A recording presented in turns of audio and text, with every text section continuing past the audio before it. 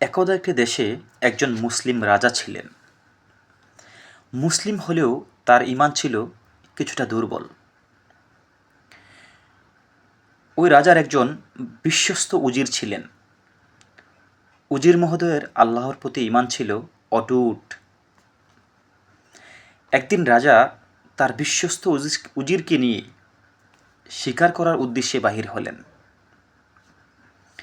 শিকার করতে করতে হঠাৎ এক অপ্রত্যাশিত আঘাতে রাজার হাতের একটি আঙ্গুল কেটে যায়।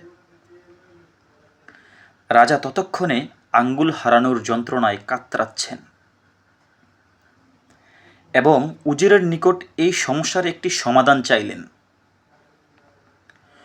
উজির মশাই আল্লাহর প্রতি ভরসা রেখে রাজাকে বললেন,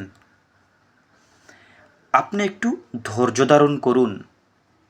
আল্লাহ যা করেন অবশ্যই কল্যাণের জন্যই করেন।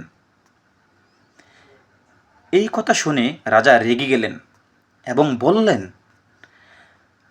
আমি আমার আঙ্গুল হারিয়েছি আর তুমি তার মধ্যেও কল্যাণ দেখছ? রাজা তৎক্ষণাৎ সেনাপতিকে ডাকলেন এবং উজিরকে বন্দি করার হুকুম দিলেন। রাজার এই সিদ্ধান্ত যখন উজির মশাই শুনলেন, তখনও তিনি আল্লাহর উপর ভরসা রেখে বললেন, আল্লাহ যা করেন মানুষের কল্যাণের জন্যই করেন।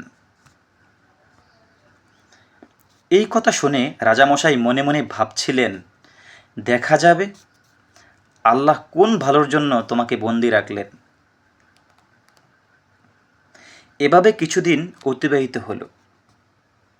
যথাসময়ের মতো কোনো এক শুক্রবার রাজা আবারও শিকার করার সিদ্ধান্ত নিলেন। সময় অতিবাহিত হলো। কাঙ্ক্ষিত সেই শুক্রবার চলে আসলো। রাজামশাই শিকারে বাহির হলেন। শিকার খুঁজতে খুঁজতে তিনি অজান্তেই গভীর জঙ্গলে প্রবেশ করলেন। এই জঙ্গলে একটি দেবতা পূজারী গোষ্ঠীর বসবাস ছিল। তারা তাদের দেবতাকে বলি দেওয়ার জন্য একজন মানুষ খুঁজছিলেন এবং দুঃখের বিষয় রাজামশাই তাদের হাতেই বন্দী হলেন।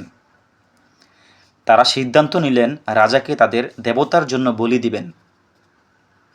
তারা যখন রাজাকে বলি দেওয়ার জন্য তৈরি করছিলেন, হঠাৎ দেখতে পেলেন রাজার হাতের একটি আঙ্গুল নেই। তাই তারা সিদ্ধান্ত নিলেন অঙ্গহীন মানুষ তাদের দেবতার জন্য বলি দেবেন না।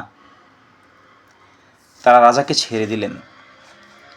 রাজামশাই চিন্তা করে বুঝতে পারলেন আজকে আঙ্গুল না থাকার কারণে প্রাণে বেঁচে ফিরলেন তিনি।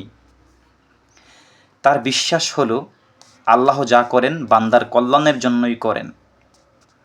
তিনি রাজপ্রাসাদে ফিরলেন, উজিরকে মুক্তি দিলেন এবং কাছে ডাকলেন ও সম্পূর্ণ ঘটনা খুলে বললেন। সাথে এটাও প্রশ্ন করলেন, তোমাকে আল্লাহ কোন কল্যাণের জন্য বন্দি রাখলেন?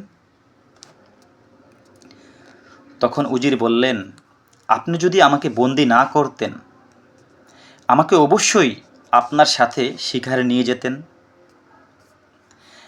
আমিও আপনার সাথে বন্দি হতাম।